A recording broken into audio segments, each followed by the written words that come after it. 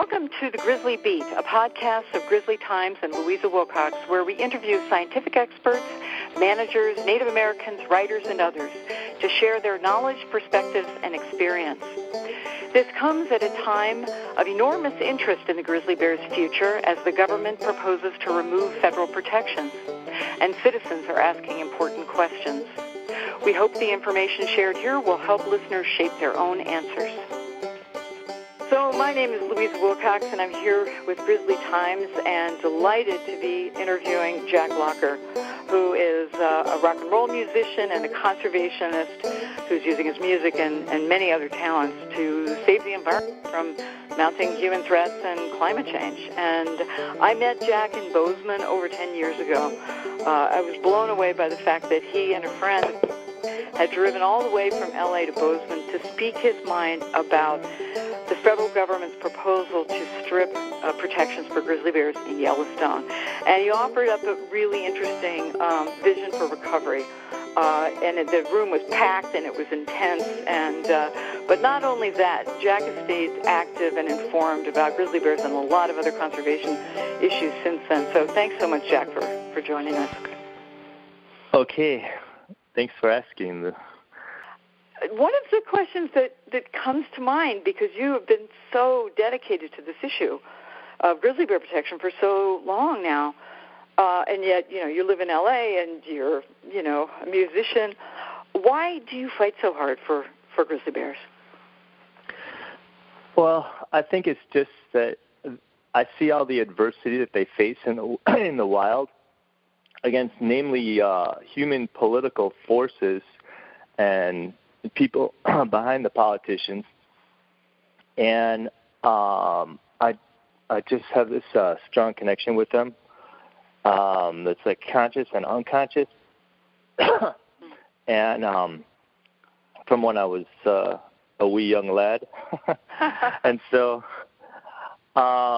it's just kind of stemmed from there, as well as what I've learned about them over the years from reading and just following, and actually just knowing you and keeping up at times just on things you're interested in, as far as the writing about them and their situation, and it's just that, keeping informed on them. I know how much they got going against them, and actually, as a musician, even when I moved to LA, I'm originally from Chicago, and the chance of making it in music, your own original music, is like 1%. 1% of 1%. And I'd say it's probably even less than that right now. So I understand the adversity part as well. I could relate to that on a personal level for something else. And then even understanding the bear, like with the Indians, tribes that celebrated the bear with their totem and still do. It was the most important spirit animal for healing. And so I've always kept that because I've always felt that. And so I had that connection too. And that's pretty much it. It was, whatever I can do to help, you know what I mean, and try to preserve our planet, and especially for the other animals. I'll probably talk about that a little later, some of the things I've done. Oh, great. Well, Jack, as you know, the state of Wyoming is moving ahead. Since grizzly bear protections have been stripped, they're moving ahead to reinstate a trophy hunt for grizzly bears. And it has been banned since 1975, when the grizzly bear was originally listed under the Endangered Species Act. They're talking about killing up to 24 grizzly bears on top of a lot of mortality that's occurring for other reasons.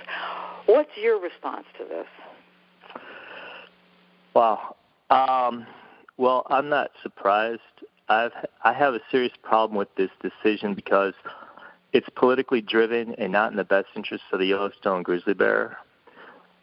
Basically, the same groups of people that have been trying to get the Yellowstone grizzly bear delisted for years got wise and utilized a U.S. mass media campaign that concluded that there are plenty of bears now, and we can revert back to individual management and trophy hunts without specific protective regulations, requirements, or new guidelines for properly monitoring grizzlies.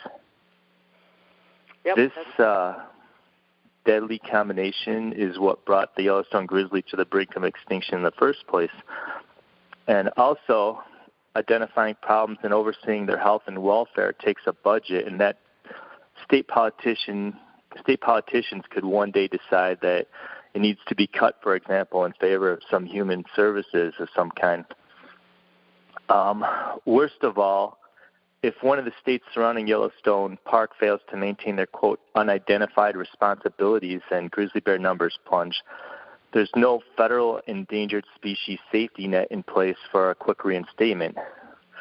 A Yellowstone grizzly bear petition would have to go through the slow-moving political process from the beginning, and right now it takes about 12 years to be listed on the Federal Endangered Species Protection List, and there's currently a backlog of over 500 species. Yeah. So who is behind the politicians who want to delist the Yellowstone grizzly? Federal Fish and Wildlife Service representatives, deep pocket lobbying groups consisting of trophy hunters, some cattle ranchers, energy developers, and land developers. Mm-hmm. What you were saying is kind of what I know to be true, which is the Yellowstone grizzly, while receiving federal endangered species protection, have been killed at approximately 50 bears a year mortality rate due to human conflicts, hunting accidents, and roadkill. If their population is at 700 bears, although Fish and Wildlife Service use a convoluted method to arrive at this number, most bear biologists and experts agree that they cannot sustain anything approaching a healthy population if this number increases. Mm-hmm. Also, you have well documented on your website, grizzlytimes.org, Yellowstone grizzly bears currently face many hardships to their survival. They could easily spiral out of control without federal endangered species protection because they are not a fully recovered species. From what I gather, the most important segment of the Yellowstone bear's population is birthing age females. Now, for example, due to climate change and loss of two major key food sources in their diet, white bark pine needles and spawning river salmon, bears have to change their diet to eating more meat. Mm-hmm. Yellowstone bear biologists are very aware of this increase in having to hunt for survival is more dangerous to bears over time, especially birthing age females, mm-hmm. which would include vulnerable mama bears who hunt with their cubs in tow. Mm-hmm. Right. Correct me if you will, in the previous attempt to remove the bear's federal protection, over 90% of Americans and people from around the world that commented during the Fish and Wildlife Service open comment period were overwhelming against delisting. You're absolutely correct. It was over 99% 10 years ago, and over 99% of the public comments most recently this last year were the same. Over 99% opposed to hunting and delisting removal of protections and asking for more protections and bears in more places. So, yeah. Right. So is this a government of the people or of trophy hunters and land developers?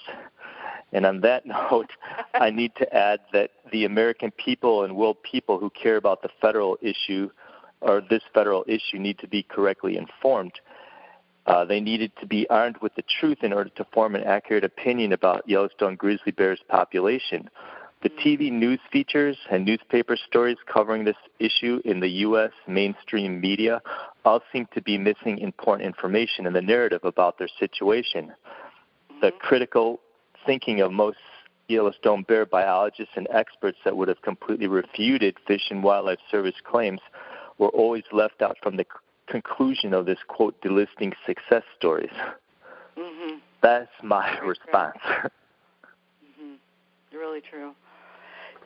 So, Jack, I want to revisit the time I first met you back in 2006 when you and your friend drove to Bozeman for this hearing about delisting Yellowstone grizzlies. And it was packed at this hotel, and it was really intense, emotional meeting for a lot of people, kind of on both sides, but more on the grizzly bear side. But what was your impression of the hearing and the comments by agency representatives like Fish and Wildlife Service recovery coordinator at the time, Chris Servine, making claims that, bears are doing fine, numbers are doing fine, fair enough to delist, we can hunt. What was your kind of emotional response to all of that? Yeah, well, I think wasn't his thing saying that hunting would keep the bear numbers in check? Yeah, he was, yeah. I recall. Anyways, initially I was under the impression that Fish and Wildlife Service were the good guys in the story. They worked hard, after all, to study the grizzly bear and increase their numbers once they were listed. Now the agency wanted to give back the responsibility to the surrounding states, sort of like a football quarterback handing off the football to his running back. But no. Unfortunately, the reality is that the Yellowstone grizzly bear is not recovered, and the prevailing political attitude of the states surrounding Yellowstone is one of intolerance toward the bear and focuses on hunting license revenues. The best solution to the inbreeding problem of their population that's been isolated for over 85 years has been omitted from their recovery story altogether. The Yellowstone bears need to be connected to the other remaining distant bear populations at Glacier National Park and up to the Yukon and Canada. A strip of wildlands called the Yellowstone to Yukon corridor, or the Y to Y, is a viable solution. Right now, the Fish and Wildlife Service solution to genetic diversity has been to fly in male bears from Alaska or wherever to mate amongst the Yellowstone population. Yeah. This would, of course, require an ongoing human intervention. Grizzly bears and all other roaming animals would benefit from this available wildlands corridor that has not been pursued, unfortunately. Now that the Yellowstone grizzly bear is delisted, the most likely outcome will be that private claims will be made to this land and this opportunity will be lost forever. The last time I got up with you were telling me that the Indian tribes in the area have stepped up to offer some of their tribal land to link the Yellowstone grizz to other bear populations. Yes, they have. There's been a lot of interest in tribes saying, we'll take bears, Rocky Boy, Assiniboine, Sioux, a number of different people, or Crow even, basically said, well, we've got land, bears were here, if there are issues. They've made formal statements to that effect to the Secretary of Interior, and Undersecretary, went to D.C. and sort of said, hey, there's an alternative to what you're doing if you involve us, which the government hasn't, which is why the lawsuits, one of the lawsuits is being brought by 17 tribes. Wow, that's interesting. Yeah, I imagine there's probably a different set of hurdles before that could ever become a reality as well.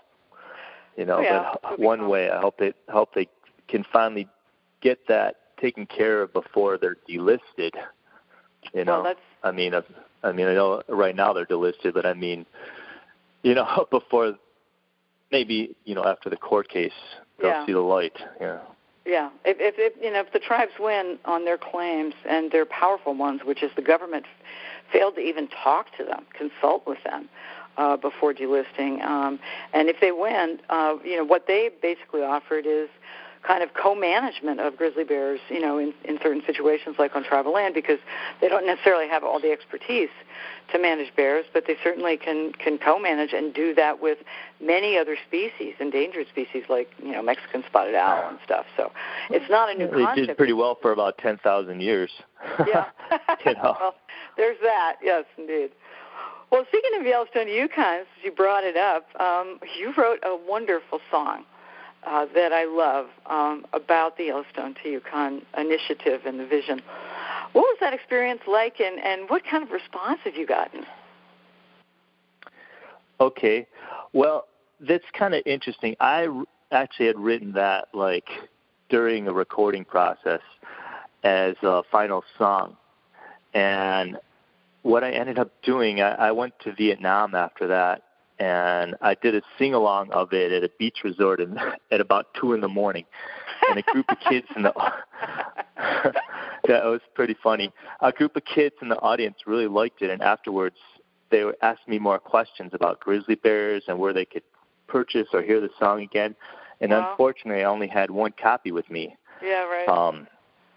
And the band broke up like right after the session. It's one of those that made it to the recording and then imploded type of things. And so what I ended up doing, I put a group together and we did a one-off at a Long Beach Marathon, and we played it there. And so that was really the only time we played it in the U.S. But the song is as relevant today as it was when I wrote it, if not more. The Yellowstone Yukon corridor still needs to be realized, and now that the Yellowstone Grizzly is officially delisted for all the wrong reasons, that's why when I put a band together, I'm going to be playing that one. Right. Yeah, but you've just really carved an interesting course in your life, being a musician and dedicated to your music, and also a committed environmentalist. How do these two areas converge for you? How do you make that work? Well, I've written songs about the grizzly and other threatened wildlife, and some of the tunes expose the mistreatment of our planet while trying to show how amazing these places are and the importance of their survival. Other times, I might use an animal as a fun reference because of what they represent in a positive light or cultural significance, or just people go, aha, an elephant,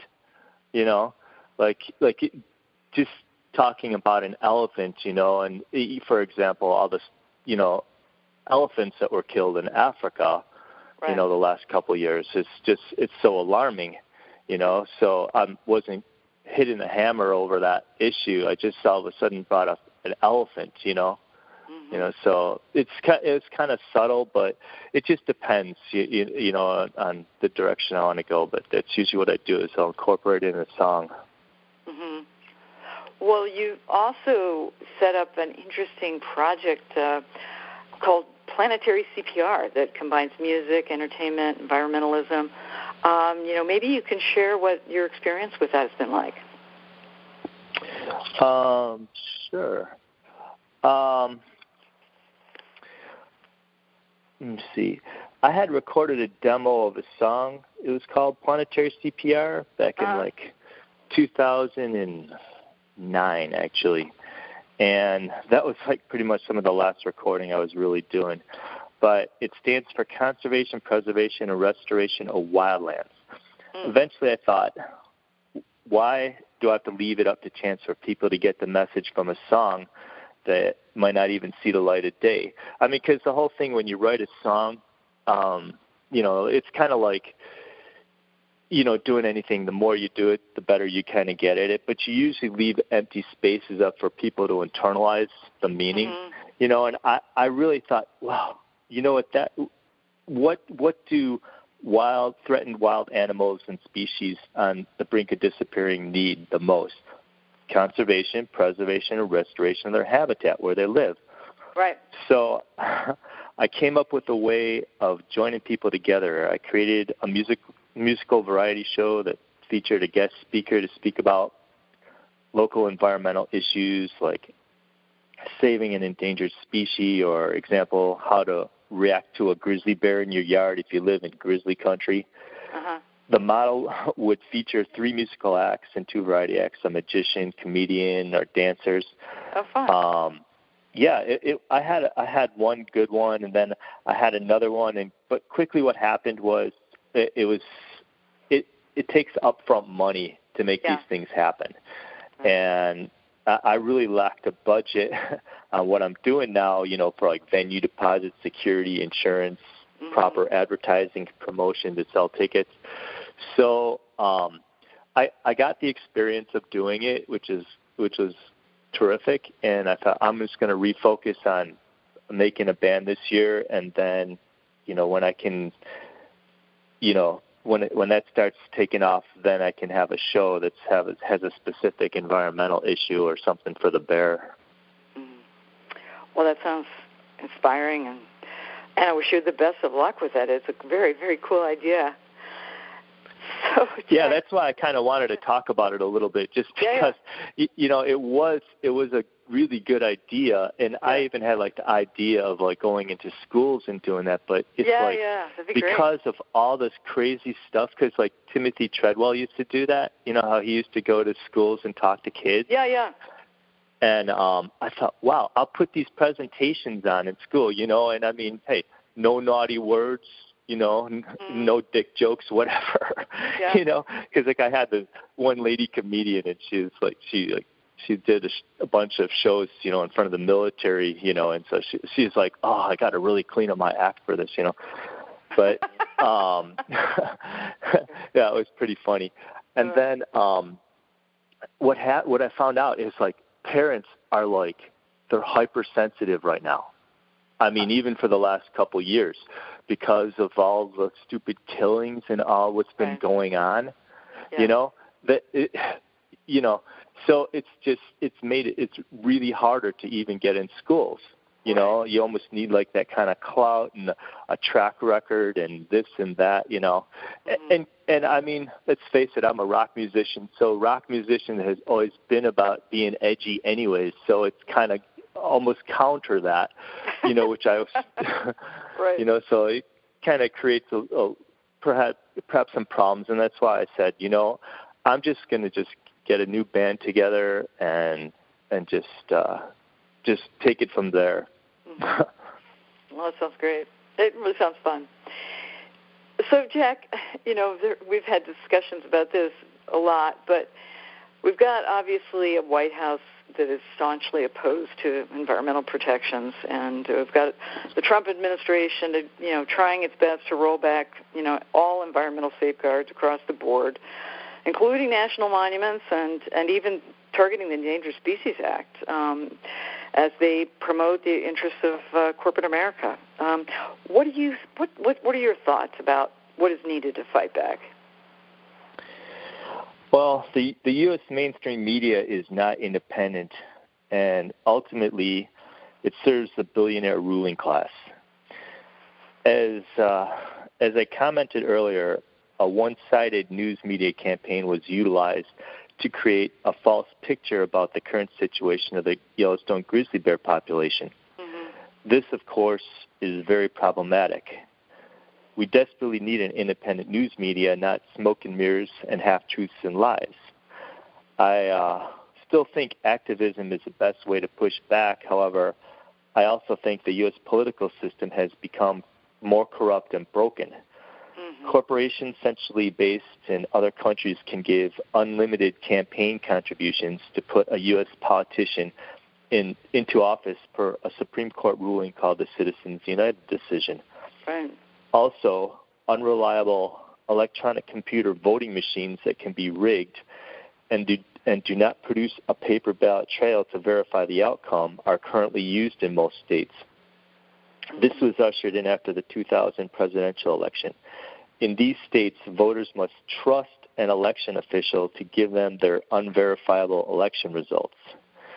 This is all a way to perpetuate the rule of the people in power who are deciding the issues. While the U.S. likes to promote a mask of democracy, the merger of state and corporate powers is called corporatism or fascism. So what is really needed to fight back? Americans have to get the money out of politics and get rid of electronic computer voting machines. Or the super wealthy ruling class will continue to maintain their power and decide the issues that affect this country and our world for themselves. Screw the poor, screw the environment, and create wars to keep the money flowing. It's a simple model. Right. It is. I know that's a lot to say, you know. No. You know, I mean, I was big on America most of my life, you know. So it's just the America that I was taught was a certain way is not the way that it is.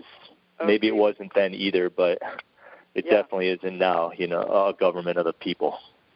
Yeah, I agree with that, and just the ability of citizens to really be involved in decisions, and that's one issue with delisting.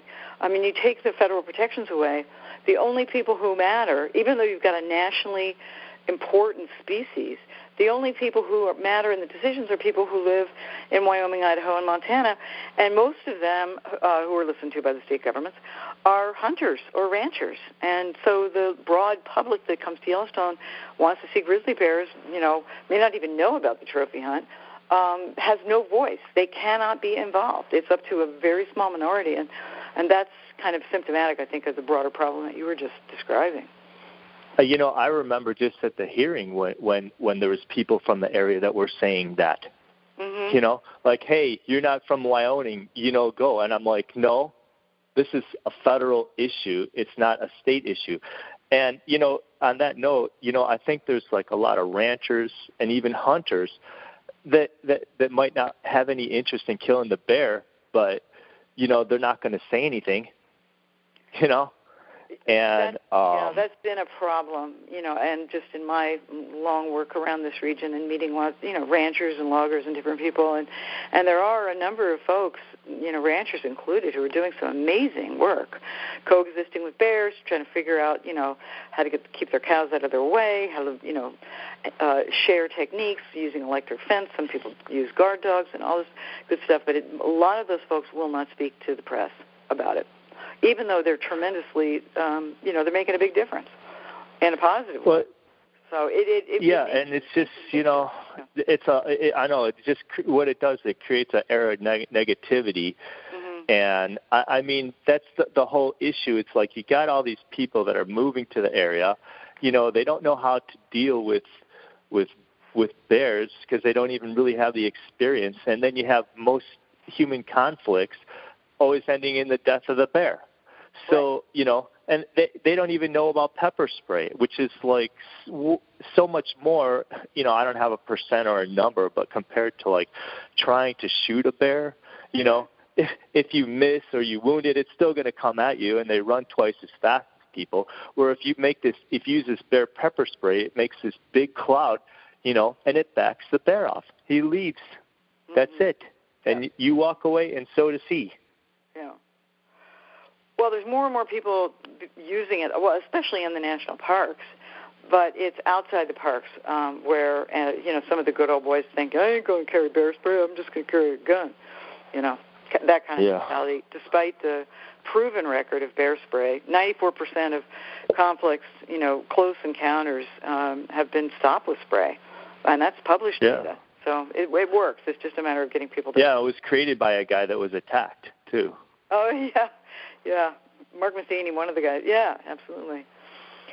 So, having said what you said about the system, our governmental system, and the need for reform, sort of some major comprehensive reform.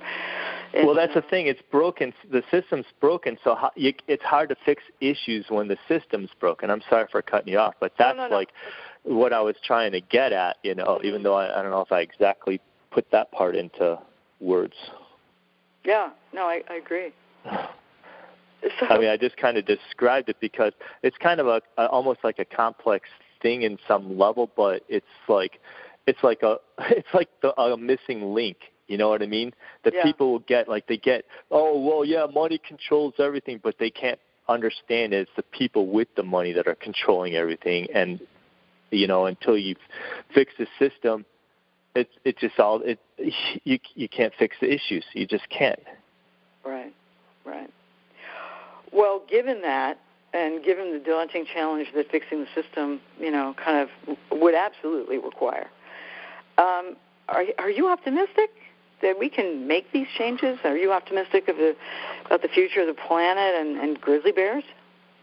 No, I'm kidding. No, I am.